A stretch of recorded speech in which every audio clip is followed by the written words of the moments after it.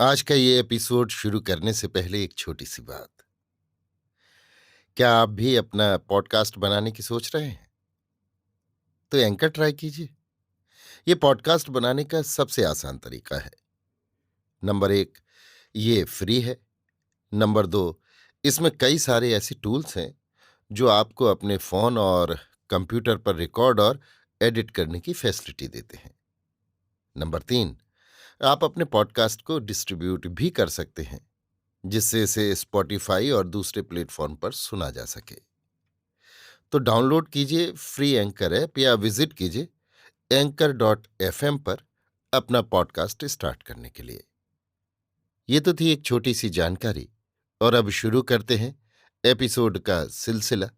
तो आज के एपिसोड में लीजिए सुनिए ना पार्थ सारथी के लिखे उपन्यास ये गली बिकाऊ नहीं का भाग 18 है, मेरी यानी समीर गोस्वामी की आवाज में। इप्पो में पहले दिन के नाटक की टिकट बिक्री काफी अच्छी रही। दूसरे दिन भी वसूली में कोई कमी नहीं थी। फिर भी अब्दुल्ला की गोपाल से ये शिकायत थी कि पिनांग का सा वसूली इप्पो में नहीं है। नाटक के दूसरे दिन तेज बरसात हो जाने से गोपाल के हिसाब से वसूली में वो तेजी नहीं रही।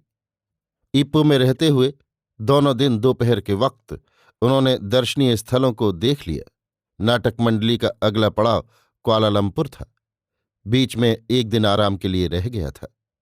अब्दुल्ला, उदय रेखा और गोपाल ने कैमरान हाईलैंड्स नाम के पहाड़ी आराम गृह तक हो आना चाहा, लेकिन उस एक दिन के लिए सारी नाटक मंडली को वे ले जाने को तैयार नहीं थे। तुम चाहो तो आ सकती हो, गोपाल ने सिर्फ माधवी से कहा। मैं नहीं आती, माधवी ने संक्षेप में उत्तर देकर उससे पिंड छुड़ाना चाहा, लेकिन गोपाल ने यों ही नहीं छोड़ा। बोला, उदय रेखा को भेजने के बाद भी अब्दुल्ला तुम्हारी ही याद में घुले जा रहे हैं। उसके लिए मैं क्या करूं? मैंने कह दिया कि मैं कैमरान हाईलैंड्स नहीं आती। उसके बाद भी आप वही बात दोहरा रहे हैं। मेरे पास इसके सिवा दूसरा कोई जवाब नहीं है। बात यह है कि अब्दुल्ला करोड़पति है। उनका दिल आ गया तो वो पांव पर करोड़ों रुपए लाकर उड़ेल देंगे। जहां चाहे उड़ेलें। तुम बेकार ही बदल रही हो। हाँ, बदल गई। आप समझ गए हो तो ठीक है। उस्ताद ने तुम पर कौन सा टोटका कर दिया है कि तुम उस पर इस तरह फिदा हो गई हो? उसके कमरे में आकर गोपाल का लंबी देर तक बातें करना माधवी को नहीं भाया। उसके मुंह से बू आ रही थी कि वो पीकर आया है। इधर वो उसे विदा करने की कोशिश में थी और उधर वो हिलने का नाम नहीं लेता था। बातें करते करते गोपाल में अचानक एक हैवानी जोश पैदा हुआ और उसने झपटकर माधवी को अपनी बाहों में कसने का प्रयत्न किया। माधवी को इस बात की आशा नहीं थी। अपने हाथों से पूरी तरह उसे झटकते हुए उसने उसे धक्का दिया और किवाड़ खोलकर कमरे से बाहर भागी और सीधे मुत्तु कुमरन के कमरे में जाकर किवाड़ खटखटाया। मुत्तु कुमरन ने किवाड़ खोला तो उसने माधवी को बड़ी परेशानी की हालत में देखा। उसने हैरानी से पूछा, क्या बात है? इस तरह क्यों कांप रही हो? अंदर आकर बताती हूं, कहकर वो उसके साथ अंदर आ गई। किवाड़ पर चिटकनी लगाकर मुत्तु कुमरन अंदर आया और उससे बैठने को कहा। माधवी ने पीने को पानी मांगा। वो उठकर सुराही से पानी ले आया। माधवी ने पानी पीकर तनिक आश्वस्त होने के बाद सारी बातें सुनाई। सब कुछ सुनने के बाद मुत्तु कुमरन ने ठंडी आहें भरी। थोड़ी देर तक उसकी समझ में नहीं आया कि उसकी बातों का क्या जवाब दे। वो एकाएक फूट फूट कर रोने लगी। ये देखकर उसका कलेजा मुंह को आ गया। उसके पास जाकर उसके रेशम जैसे काले बाल सहलाते हुए उसने उसे अपने बाहुपाश में भर लिया। उसमें माधवी ने सुरक्षा का अनुभव किया। लंबे मौन के बाद वो उससे बोला, समाज के हर क्षेत्र आज एक लंबी गली में बदल गया है। उनमें से कुछ एक गलियों पर चलने वालों के लिए रोशनी ज्यादा और सुरक्षा कम हो गई है। समाज की अंधेरी गलियों के मुकाबले रोशन गलियों में अधिक चोरी डाके पड़ते हैं। सचमुच प्रकाश तले ही अंधेरे का वास है। कला जगत नाम की गली जो रात दिन रोशनी से जगमगाती है, कीर्ति की रोशनी, सुविधाओं की रोशनी आदि, वहां कई रोशनियां हैं, पर वहां भी सच्चे हृदयों और ऊंचे विचारों का तनिक भी प्रकाश नहीं। उस गली की अंधी रोशनी में न जाने कितनों के शारीरिक और मानसिक सौंदर्य को चुपचाप और गुमराह कर बलि के लिए बाध्य किया जा रहा है। कहते हैं कि मद्रास जाने पर मुझ जैसी गधी को गर्दनी देकर बाहर निकाल देंगे। कौन, गोपाल? हाँ, मैंने प्लेन में ईपू आने से इनकार कर दिया था ना, उसके लिए ही चीख रहे थे। कला एक लड़की के पेट और सुख सुविधे का जितना ख्याल करती है, उतना उसके तन मन की पवित्रता का ख्याल नहीं करती। ये कैसी विडंबना है। वो इसका कोई उत्तर नहीं दे सकी। उसे देखने की भी हिम्मत उसमें नहीं रही। मुंह नीचा कर जमीन देखने लगी। उदय रेखा के साथ अब्दुल्ला और गोपाल कैमरान हाईलैंड्स चले गए। ये तय हुआ था कि उनके वहां से लौटने के बाद सब इप्पो से कुआलालंपुर चलेंगे। उस दिन माधवी और मुत्तु कुमरन एक दूसरे सह अभिनेता को साथ लेकर एक टैक्सी करके इप्पो और इप्पो के आसपास के चुंगे चुंगे चिप्पुट कंबार आदि दर्शनीय स्थलों का परिदर्शन कराए। चुंगे चिप्पुट में सहकारिता की महिमा पर आधारित रबर का बगीचा और महात्मा गांधी के नाम पर संचालित गांधी पाठशाला दोनों ही उन दर्शनीय स्थलों में अविस्मरणीय थे। सड़क के दोनों ओर पर्वतीय स्थल ऐसा अनुपम दृश्य उपस्थित करते थे मानो मोम की बत्तियां पिघलकर सुंदर बेल बूटों का चित्रण करती हों। सभी स्थानों से घूम घाम कर वे 7:30 बजे के करीब लौट गए, लेकिन कैमरान हाईलैंड्स जाने वालों को लौटने में रात के 2 बजे से भी अधिक बीत गए। दूसरे दिन बड़े सवेरे गोपाल, अब्दुल्ला और उदय रेखा तीनों हवाई जहाज से और बाकी सारे सदस्य कार से कुआलालंपुर को चल पड़े। सीन सेटिंग आदि को एक जगह से दूसरी जगह ले जाने के लिए अब्दुल्ला ने लॉरी की व्यवस्था करवा दी थी, अतः वे नियमित रूप से ठीक समय पर उन जगहों पर पहुंच जाया करती थीं। माधवी के विचार से अब्दुल्ला उदय रेखा को इसीलिए हवाई जहाज पर ले जा रहा था ताकि उसके बहकावे में आकर माधवी भी उसके रास्ते आ जाएगी। उसे बेचारे अब्दुल्ला पर तरस आ रहा था। उसने मुत्तु कुमरन से कहा, किसी कोने में अब तक पड़ी उदय रेखा के भाग्य में मलेशिया आने पर कैसा भोग लिखा है, देखिए। क्यों, उसके भाग्य पर तुम्हें ईर्ष्या हो रही है क्या? छी, कैसी बातें करते हैं आप। मैंने इस संयोग की बात कही तो इसका ये मतलब नहीं कि मुझे उस पर ईर्ष्या हो रही है। उसी के आने से तो मैं बच पाई, इसका मुझे उसका आभार मानना चाहिए। नहीं तो? माधवी ने कोई उत्तर नहीं दिया। मुत्तु कुमरन ने भी महसूस किया कि उसके प्रति ऐसी कड़ी बातें मुंह में नहीं लाना चाहिए। जब कभी वो उसके साथ इस तरह पेश आता तो वो चुप्पी साध लेती थी। उसे उस पर बड़ा तरस हो आया। निहत्थे और निर्बल विपक्षी पर हथियार चलाकर अपना शौर्य दिखाने जैसा लगा। कुआलालंपुर में उसे और माधवी को अप्रत्याशित रूप से एक सुयोग हाथ लगा। अब्दुल्ला, उदय रेखा और गोपाल के लिए मैरिलिन होटल नाम के शानदार होटल में ठहरने की व्यवस्था की गई। बाकी लोगों के लिए एक दूसरी जगह पर स्ट्रेट्स होटल नाम का साधारण सा होटल चुना गया। व्यवस्था करने के पहले गोपाल ने माधवी से कहा, तुम्हें कोई आपत्ति ना हो तो हमारे साथ मैरिलिन होटल में ठहर सकती हो, लेकिन उस्ताद के लिए वहां कोई बंदोबस्त नहीं हो सकता। कोई जरूरत नहीं, मैं यहां नहीं ठहरूंगी, वहीं ठहरूंगी जहां वे ठहरे। माधवी ने दो टूक जवाब दे दिया। ऊंचे ऊंचे मकान और स्थान स्थान पर लगे चीनी, मलेशियन और अंग्रेजी अक्षरों में चमाचम चमकते नियान साइन और उनकी रोशनी से जगमगाते बोर्ड पग पग पर ये बता रहे थे कि वे बिल्कुल एक नए देश में आए हैं। सड़कें साफ सुथरी और रौनक भरी थीं। वहां किस्म किस्म की छोटी बड़ी नई नई कारों की भरमार सी थी। मद्रास में उनका नमूना भी शायद ही देखने को मिले। चीनी कौन है और कौन मलाई, शुरू शुरू में उनका फर्क करना भी बड़ा मुश्किल लगा। जिस दिन वे वहां पहुंचे थे उसके दूसरे दिन वहां के तमिल दैनिक में गोपाल से एक साक्षात्कार छपा था। उसमें एक प्रश्न ये पूछा गया था, आप यहां जो नाटक खेलने वाले हैं, प्रेम एक नर्तकी का, उसके बारे में अपने मलायावासी तमिल भाइयों को बताएंगे कि उसका बीजांकुर कैसे पड़ा? मलायावासी तमिल भाइयों को ध्यान में रखकर ही इस नाटक की पूरी योजना मैंने स्वयं बनाई थी। इसकी सफलता को मैं अपनी सफलता मानूंगा। उस सवाल का गोपाल ने यों जवाब दिया था। उसे पढ़कर माधवी और मुत्तु कुमरन को बड़ा गुस्सा आया। माधवी ने अपने मन की यों रखी, औपचारिकता निर्वाह के लिए ही सही, नाटककार के रूप में उसने आपका नाम तक नहीं लिया। ऐसा उत्तर देते हुए वो कितना मदान्ध है। तुम्हारा कहना गलत है माधवी, उसमें मदवत कुछ नहीं, वो स्वभाव से ही बड़ा कायर है। बस ऊपरी तौर पर बड़ा धीर वीर होने का नाटक करता है। मेरे ख्याल से ये भेंट दूसरे ढंग से हुई होगी। पत्रकारों को अब्दुल्ला ने ही मैरिलिन बुलाया होगा। भेंट में वे भी साथ रहे हैं। इसका सबूत चाहिए तो ये चित्र देखो। एक ओर गोपाल, बीच में उदय रेखा और दूसरी ओर अब्दुल्ला खड़े हैं। अब्दुल्ला के डर से उसने मेरा या तुम्हारा नाम नहीं लिया होगा। अगर लिया भी होगा तो अब्दुल्ला ने मना कर दिया होगा। हो सकता है कि आपका कथन ठीक हो, पर यह सरासर अन्याय है। नाटक लिखने और इसे निर्देशित करने का पूरा भार तो केवल आपका रहा है। आपको भूलना बड़ा पाप है। वो उन्हें यों ही नहीं छोड़ेगा। दुनिया में पाप पुण्य देखने वाले आज कौन हैं? विरक्त स्वर में मुत्तु कुमरन ने कहा। वे जिस स्टेट्स होटल में ठहरे थे वहां चीनी और कॉन्टिनेंटल भोजन की ही व्यवस्था थी। इसलिए सुबह के जलपान और दोपहर के भोजन के लिए अबांग स्ट्रीट के एक हिंदुस्तानी होटल वाले के यहाँ प्रबंध किया गया था। कॉफी, कोल्ड ड्रिंक्स और आइसक्रीम आदि का इंतजाम उन्होंने अपने ही होटल में करवा लिया था। जिस दिन वे यहाँ ठहरने आए थे उस दिन रात को वे कहीं बाहर नहीं गए।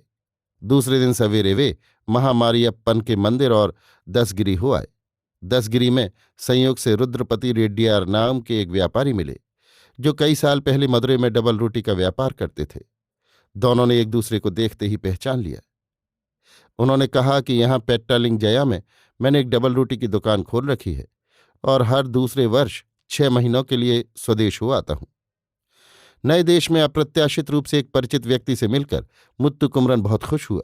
उसने माधवी का उनसे परिचय कराया और मद्रास में आकर गोपाल की नाटक मंडली में सम्मिलित होने की बात भी बताई। सिनेमा के लिए भी कुछ लिखना शुरू कर दो, फिल्मों से ही मुट्ठी गर्म होती है। सबकी तरह रेड्डियार के मुंह से भी वही बात सुनकर मुत्तु कुमरन को हंसी आई।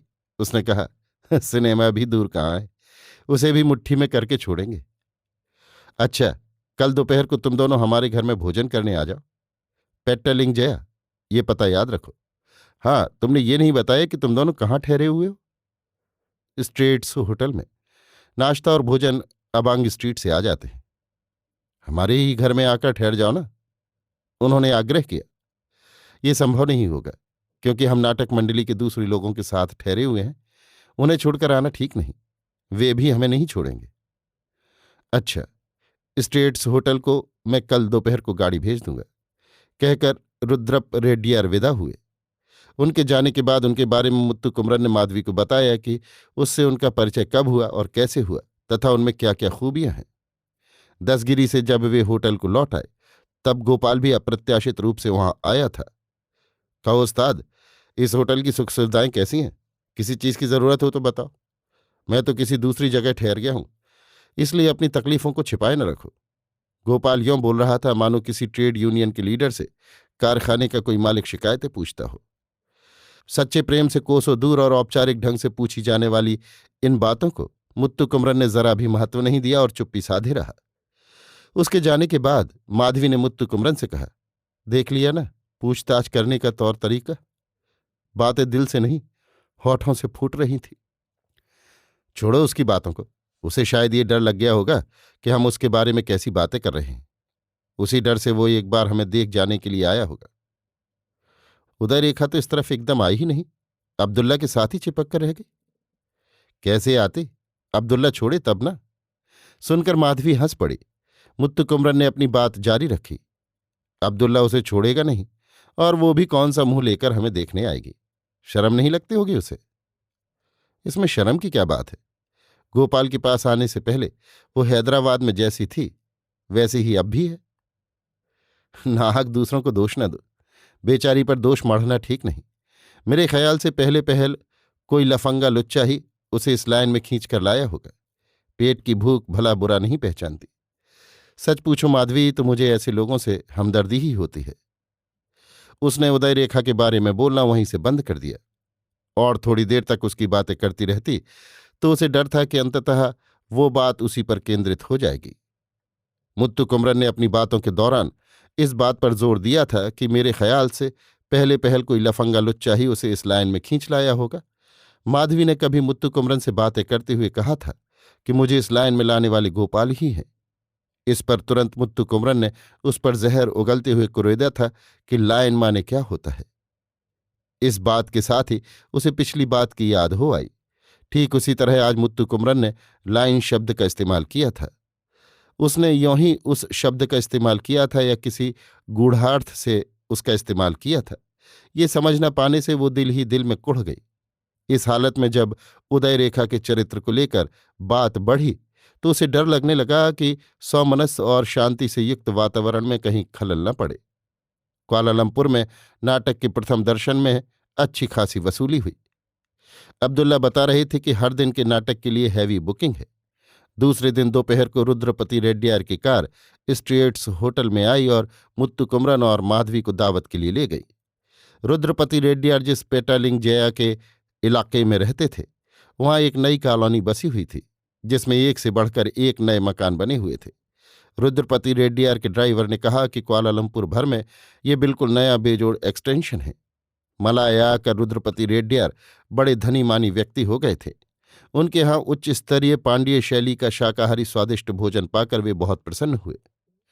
भोजन के बाद रेड्डियार की तरफ से भेंट के तौर पर माधवी को सोने की एक चैन और मुत्तु कुमरन को एक बढ़िया सीकों की घड़ी उपहार में मिली। 5 सुपारी की तश्तरी में रखकर सोने की वो चैन रेड्डियार ने माधवी के सामने बढ़ाई तो वो सोच में पड़ गई कि उसे ले या न ले। मुत्तु कुमरन क्या समझेगा। मुत्तु कुमरन के मन की जानने के लिए उसने आंखों से जिज्ञासा व्यक्त की। मुत्तु कुमरन ने उसके मन के भय को पढ़कर हंसते हुए कहा, ले लो, रेड्डियार जी तो हमारे भैया हैं, इनमें और हम में फर्क नहीं मानना चाहिए। माधवी ने चैन रख लिया। रेड्डियार ने अपने हाथों से मुत्तु कुमरन के हाथ में घड़ी बांधी। भगवान की कृपा से समुद्र पार इस देश में आकर हम काफी खुशहाल हैं। खुशहाली में हमें अपनों को नहीं भूलना चाहिए, रेड्डियार ने कहा।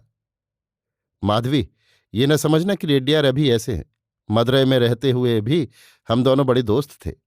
कविराज के कुटुंब में पैदा होने से मेरे प्रति इनका अपार प्रेम है। उन दिनों ये हमारी नाटक मंडली के नायडू के दाहिने हाथ रहे थे। तो ये गोपाल जी को भी अच्छी तरह जानते होंगे?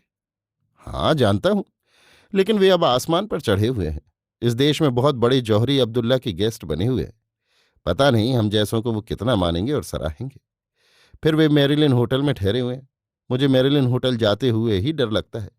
वहां दरवान से लेकर वेटर तक अंग्रेजी में बात करते हैं। अंग्रेजी से मेरा 36 का वास्ता है, ना तो बोलना आता है और न समझना। यानी कि आप मेरे जैसे हैं, मुत्तु कुमरन ने कहा। ये कोई बड़ी बात नहीं, आदत पड़ने पर आप ये समझ आ जाती है। बात वो नहीं, एक दफे की बात है। मुझे अपने व्यापार के सिलसिले में हांगकांग जाना था। प्लेन का टिकट खरीदने के लिए मैं मेरिलिन गया था। BAOC कंपनी का दफ्तर मेरिलिन के ग्राउंड फ्लोर पर है। वहां रिसेप्शन में एक चीनी युवती थी। वो अंग्रेजी चोहे आने लगी तो मेरी समझ में कुछ नहीं आया। मैं थोड़ी बहुत मलय और चीनी भाषा जानता हूं। धैर्य से चीनी में बोला तो वो लड़की भी हंसती हुई चीनी में बोली। मैं टिकट लेकर आ गया। मैं मानता हूं कि अंग्रेजी जानना जरूरी है, पर ना जानने वालों से जब कोई जबरदस्ती उस जुबान में बोलकर संकट में डालता है तो बड़ा दुख होता है। माधवी को वो संकट नहीं है रेड्डियार जी। उसे अंग्रेजी, मलयालम, तमिल आदि अच्छी तरह से बोलना भी आता है और लिखना भी आता है। हाँ, केरल में तो सभी अंग्रेजी पढ़े लिखे होंगे। रेड्डियार से विदा लेते हुए दोपहर के 3:30 बज गए। शाम की नाश्ता कॉफी के बाद ही वे पेट्टलिंग जया से रवाना हुए। चलते समय रेड्डियार ने बड़ी आत्मीयता से कहा था, देखो मुत्तु कुमरन, जब तक यहां रहते हो मुझसे जो भी मदद चाहो निसंकोच ले सकते हो। बाहर आने जाने के लिए कार की जरूरत पड़े तो फोन करना। उनके इस प्रेम भाव से मुत्तु कुमरन विस्मय और आनंद से विभोर हो गया। जब वे स्टेट्स होटल में वापस पहुंचे तो दिल को हिला देने वाली एक खबर मिली। उस दिन दोपहर के वक्त भी गोपाल ने बेहद पी रखी थी। वो बाथरूम जाते हुए फिसल पड़ा था। घुटने में हल्का सा फ्रैक्चर हो गया था, इसलिए उसे अस्पताल में भर्ती किया गया था। मंडली के दूसरे सभी कलाकार उसे देखने के लिए अस्पताल गए हुए थे। सारा समाचार स्ट्रेट्स होटल के स्वागत कक्ष में ही मिल गया था। रिसेप्शनिस्ट से सारी बातों का पता लगाकर गोपाल किस प्राइवेट नर्सिंग होम में भर्ती है वहां का पता ठिकाना लेकर दोनों रेड्डियार की ही कार में उस अस्पताल को चल पड़े। नर्सिंग होम माउंटबेटन रोड पर था। जब वे वहां पहुंचे तब मंडली के अन्य कलाकार और कर्मचारी झुंड के झुंड लौट रहे थे। उस दिन शाम को नाटक हो कि न हो, वे सब इसी उधेड़बुन में पड़े थे। वे आपस में यही कहते हुए सुनाई दे रहे थे कि गोपाल के पैर में फ्रैक्चर हो जाने से उस दिन का ही नहीं, दूसरे दिनों के नाटक भी रद्द कर दिए जाएंगे। साथ ही टिकट खिड़की पर खासी वसूली होने और बाद के टिकटों की बिक्री तथा थिएटर के किराए पर लेने से अब अब्दुल्ला फिक्र में पड़े थे कि नाटकों का मंचन रद्द किए जाने पर उसे बहुत घाटा उठाना पड़ेगा। गोपाल के पैर पर मरहम और पट्टी लगाकर उसे बिस्तर पर लिटा दिया गया था। नींद की गोली देने से वो गहरी नींद में था। छोटा सा फ्रैक्चर है, 1 हफ्ते में ठीक हो जाएगा। फिक्र की कोई बात नहीं है, डॉक्टर अब्दुल्ला को बता रहे थे। अब्दुल्ला और उदय रेखा चिंतित खड़े थे। इसने सारा गुड़ गोबर कर दिया। इप्पो में ही मुझे भारी घाटा उठाना पड़ा है। मैंने सोचा कि कुआलालंपुर में उसे मेकअप कर लेंगे। 7 दिन की हैवी बुकिंग है यहां। अब्दुल्ला ने रुआंसा होकर माधवी से कहा। चोट खाए हुए पर बिना किसी हमदर्दी के उसका इस तरह बकना माधवी और मुत्तु कुमरन को अच्छा ही नहीं लगा। मुत्तु कुमरन को तो गुस्सा ही आ गया। अपने पैसों का रोना क्यों रोते हो? नाटक मुख्य है, उसकी फिक्र तुम न करो। ठीक समय पर मंचन शुरू होगा। 6 बजे थिएटर में आ जाना। अब जाओ। मुत्तु कुमरन ने धीर गंभीर शब्दों में कहा। वो कैसे होगा भला? अब्दुल्ला ने शंका प्रकट की। अपना रोना धोना बंद करो। नाटक होगा, जरूर होगा। तुम सीधे थिएटर आ जाना। पर इस बात का ख्याल रखना कि आज शाम की किसी भी अखबार में ये न छपने पावे कि गोपाल का पैर जख्मी हो गया है। मुत्तु कुमरन ने ऊंचे स्वर में कहा तो अब्दुल्ला की सिट्टी पिट्टी गुम हो गई। माधवी समझ गई कि मुत्तु कुमरन की क्या योजना है। उसे इस बात की खुशी हो रही थी कि अब मुत्तु कुमरन कथानायक की भूमिका करने वाला है। मुत्तु कुमरन इस बात से खुश हो रहा था कि माधवी के साथ भूमिका करने का उसे सुयोग मिल रहा है।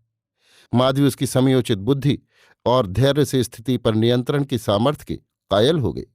ऐसी ही धीरता की वजह से वो उसके प्रति आकर्षित हुई थी और धीरे धीरे अपना हृदय हार बैठी थी।